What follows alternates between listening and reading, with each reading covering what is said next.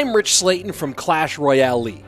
As we go into the finale of the ESL Mobile Open for North America in Clash Royale, we've seen a lot of shakeups. Some players from the previous split make a big run, and of course, a huge star emerging here right at the end. More on that later. First, let's take a look at our deck of the week. Hog EQ has long been a central portion of the Clash Royale meta ever since the introduction of the Earthquake spell, and right now is no exception. Even after the nerf of Bomb Tower, Hog and Earthquake still go so well together. Right now, the 5 mainstay cards: Hog, Earthquake, Log, Tesla, and Skeletons, with lots of other cards that can cycle through. Some play Firecracker, some play Archer, some play Valkyrie, some play Knight. You might see the triple spell get moved in there, with some people playing the Royal Delivery or the Electro Spirit as an example to make it cycle even faster.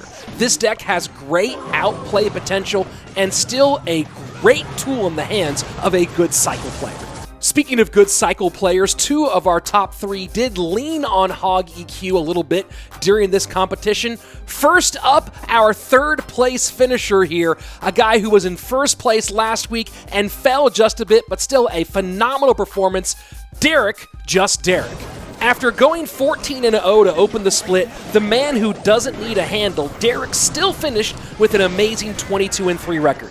But those losses were absolutely devastating, as 2 of those 3 came at the hands of our eventual 1st and 2nd place finishers. Still, it was a great month for the newcomer, who not only gets this top 3 finish here at the ESL Mobile Open, but who at the time of this recording is ranked in the top 5,000 on ladder and just 1 win away from setting a new personal best.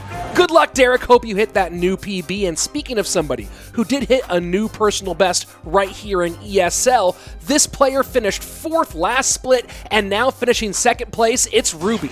After a good run mid-season in the opening split, Ruby did drop to 4th place with a record of 15-6. This time, though, Ruby ends the split with a 15-game winning streak to finish at an astounding 19-3.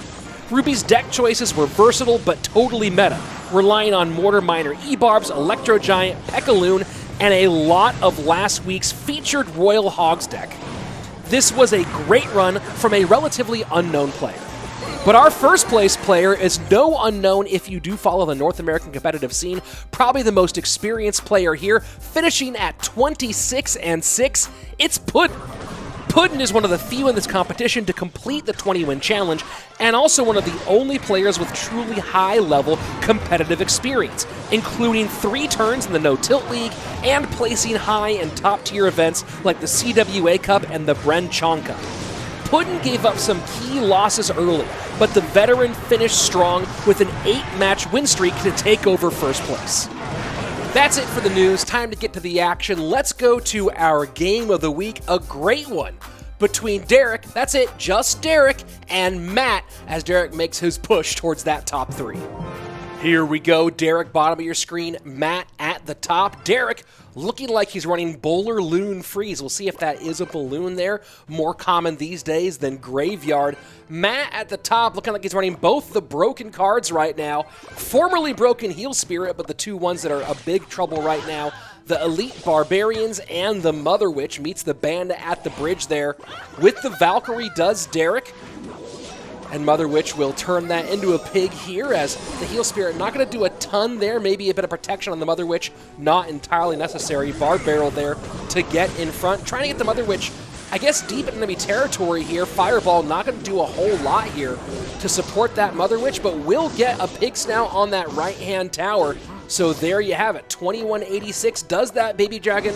No, it does not. It gets the curse off before getting turned into a pig. Elite Barbarians opposite lane and right into a bowler. So rough play there for Matt. Gonna spend 6 into 5, +1 trade for Derek in that exchange, as we have not yet gotten all the way around. Oh, it is Graveyard. It's not going to be Balloon. So very, very important here for Derek. He's playing Graveyard, and that's going to be absolutely brutal against the Mother Witch. This is not the matchup that Derek wanted, of course, acquitting himself well here so far.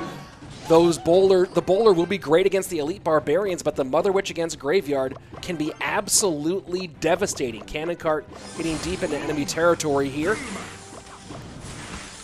Not going to connect, though. First minute and 40 seconds away. So far, it's been all Matt all the time as Derek sets up an Inferno Dragon in the right-hand lane, and E-Barbs immediately, bowler going to be in response. This is Matt's game to lose here, and so far, he is doing the exact thing you need to lose this game. Twice now, just pressuring E-Barbs at the bridge and turning that into pressure. Not entirely sure if Matt knows what he's up against.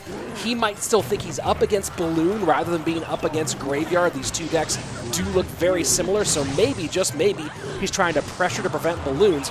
But he's doing a -1 trade every single time and has to know that he might be up against Graveyard, especially having not seen a Balloon yet. And here we go. GY in, Mother Witch out of cycle. Absolute perfect timing there for Derek to get that Graveyard down. We'll see if Matt can correct the ship here. Now again, cycling Mother Witch when Graveyard's not in cycle. I don't love this play, but he is going to get some offense the opposite direction and might be able to take the lead here. 2079 to 2065, and again pressure E-Barbs, this time recognizing bowlers out of cycle. Going to get pulled right together, going to get the Ice Wiz, the bowler, and Valk all splashing on everything, and now take a look at this. Healthy bowler and Ice Wizard, down only about an elixir and a half right now as Derek, but way more on the board, and there we go. Graveyard of the right-hand lane, this time Mother Witch played in response, but a nice freeze coming out from Derek. That's going to be a ton of damage on the right-hand side. Skeleton's going opposite direction, but Bowler well played here. Can he defend the Bowler? He does have Valkyrie to worry about that right-hand side, and he does get the defense, but a Bandit dash in for Matt on the left-hand lane. The dual lane pressure right now for Matt is absolutely putting trouble on Derek's side as we go into the final 90 seconds, 13:28. On the right-hand tower for Derek to 1279 on the left-hand side. Behind in both lanes in a bad matchup. Does he have what it takes to get this one back? Gonna eat that heal spirit as he should, but now Matt just pressuring right at the bridge. Matt did the right thing in that last exchange, but continues to overpressure. He needs to defend here. If Matt can just defend and wait for the moment to turn that around, right now the onus is on Derek to score, not the opposite way around. E-Barbs getting deep into the left-hand lane as pigs go to the right-hand side, and those pig snouts will touch a little bit on the right-hand side, so now significant lead in both lanes. Defensive freeze out for Derek, and Bandit is going to dash a tower. No! A nice combination there to keep that Bandit dash from actually getting all the way through. Inferno Dragon deep on the right-hand side, and a big push in the left-hand lane, again right into the bowler. This pressure is a lot, but I don't know if it's the right kind of pressure, and you gotta wonder here, you see Matt just trying to sit on stuff, trying to get ready to defend against the Graveyard he knows is coming in that last 20 seconds. Mother Witch play to the left-hand lane. You can't love that left-hand lane Mother Witch play. And now here we go, Graveyard in, freeze in. Oh my word, look at that. The tower getting absolutely shredded, 9:22 remaining. With 3 seconds left, Fireball in, that's not gonna be enough though. NATO seals the deal, it was already sealed. Matt cannot believe it. Derek outplayed the hard counter and won that by 35 HP.